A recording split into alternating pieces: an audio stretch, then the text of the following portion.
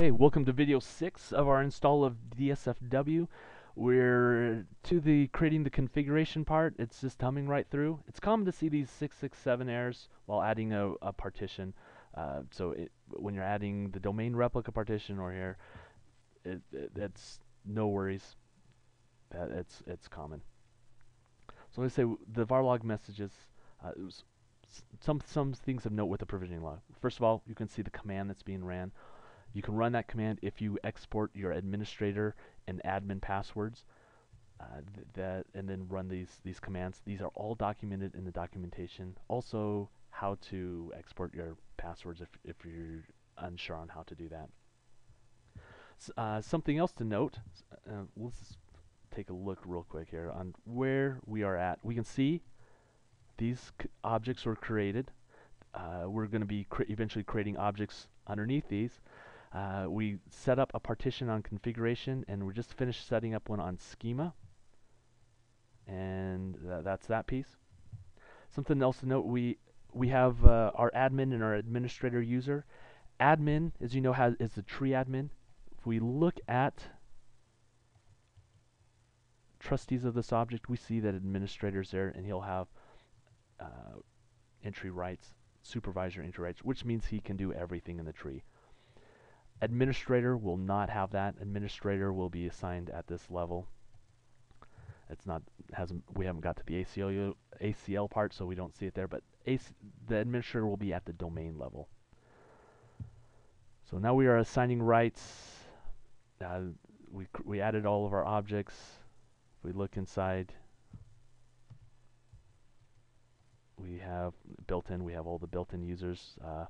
Remote desktop users. If you're using RDP, users need to be a member of that group. Just a quick note. So all that's done. Assigning rights. Samify. Now it's okay if you see a failure here. There's some objects that it might fail on, specifically license objects for NetWare servers. Samifying of objects. What that is doing is, if we take a look at a user that'll be on our domain, say A1, since we use that one quite a bit. We look at the other tab, all we see is object class. Samifying of the users will add the attributes that are necessary for AD authentication. So specifically, SAM account name, your UID, GID. Some of them are more like LUM enabling of the user. Those will show up here. But there's a few attributes that are specific to DSFW, and you can't miss them when we get to them. And we'll take a look at a user afterwards. So we can see assigning the rights. Again, this is one that cannot be reran. It's kind of a pain in the neck, so hopefully you get it right the first time. There are LDIF files. You can just do an LDAT modify and do each one. Ooh, we did get an error on this, adding the unique domain ID to administrator user. Let's rerun it one more time. Let's just see what happens. It's not, if you get an error in this section, it's not a big deal. You can, just touching a user will samify the user. Okay, I just reran it again. If you go, sometimes just restarting the services will get it going. Samify, sometimes you see that. And it's not very common. Usually it's more a specific problem with an object. But if you do have a problem, just go through and restart your services. And for the sake of time, I went and did it. Just XAD. If you do op Novell XAD bin XAD control stop, and then start. Specifically, eDirectory is the big piece, but we want to make sure that eDirectory is fully up and listening and functioning. So Samify is finished. We're going to restart our services, and we're just about done with the provisioning tool part of the install. Once this is finished, DSFW is installed. There is a TID going back to our helpful TIDs on DSFW, the second TID, and this is also in the documentation if you want to go there, but if you just want to go to the TID, this has got some kind of condensed down information just to verify that your domain is working, your users are samified and such. So we can see in here it's going to do export that we can export the path instead of doing that, I like to just restart the server. Is it just about done? Almost done. It's restarting the services. Oh, you know what? While we're at it, let me show you something that's unique. Until the cleanup, it's there. If we change directory to the temp directory, there's a DC init dash and then your domain name. As you can see, there's some files in here. If we look, these files get copied to their respective locations.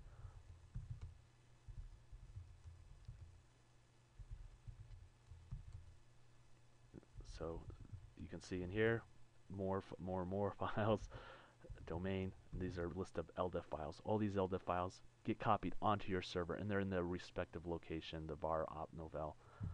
The cleanup will clean up this. We'll remove this, this temporary directory.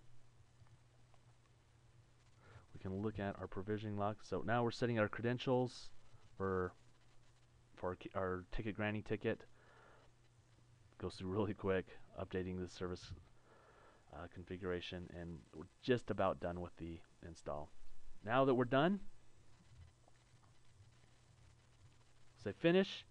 We'll restart the server, and I'll finish up with this TID right here and doing some searches and showing you just to verify that your domain is running. Alright, the server is back up.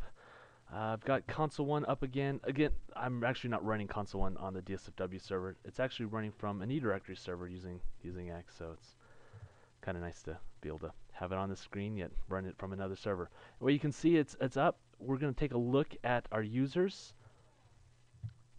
So this A1, notice before we just had object class showing here. Again, if you wipe out all the snap-ins as far as what is actually enabled, disable all the snap-ins, you'll see all the attributes there. But this is kind of nice, just that we saw object class was listed. Now we see code page, country code, our GID number, UID, unique ID. Again, this is important. SAM account name. This is critical. The MSDS key version number. All necessary for DSFW to work. So one of the keys, if you want to see if a user has been SAMified or provisioned for DSFW, search on the SAM account name. See if they have that.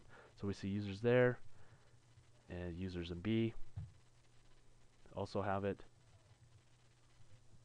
and C will be the same thing. So we'll get back to this screen here. Just reload the services, make sure they're running. XADCNTRL validate. You can do an LDAP. We can see here, eDirectory bind. All the services are running. So I'm going to do an LDAP search for SAMify. This is another way to do it. If we just did this, export.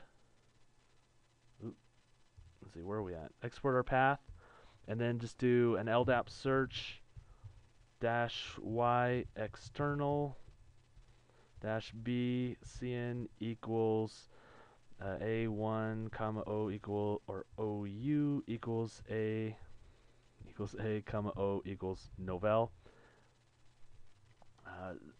Some things to point out, that here's our supplemental credentials.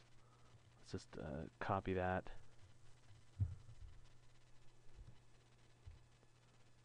And our SAM account name.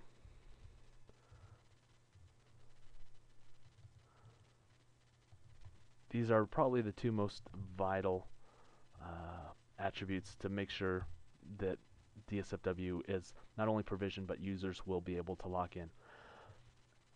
We'll end this video at this time and pick up with one last video, finishing up comparing the different users and the different containers, the A, B, and C users, what is different about each one of them, and specifically the supplemental credentials, which is dealing with our passwords, in the next video.